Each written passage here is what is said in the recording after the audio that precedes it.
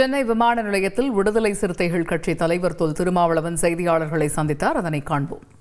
காஷ்மீரில் நடந்துள்ள கொடூரம் பெரும் அதிர்ச்சி அளிக்கிறது.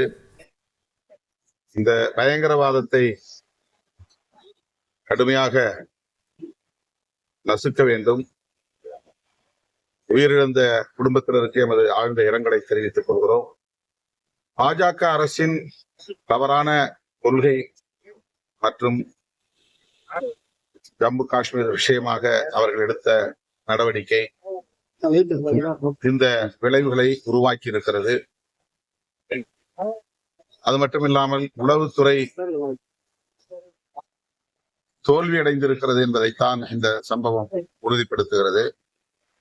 ஆர்டிகிள் 370 இந்த 370வது உறுப்பை அகற்றிவிட்டால் அங்கே பயங்கரவாதம் இருக்காது என்று தொடர்ந்து பாஜக சொல்லி வந்தது. அதை நீக்கிவிட்டார்கள். பயங்கரவாதத்தை ஒழித்துவிட்டோம், சுற்றுலா பயணிகள் அங்கே சுதந்திரமாக போகலாம் என்று சொன்னதன் அடிப்படையில் அதை நம்பி போன சுற்றுலா பயணிகள் இன்றைக்கு படுகொலையாகி இருக்கிறார்கள்.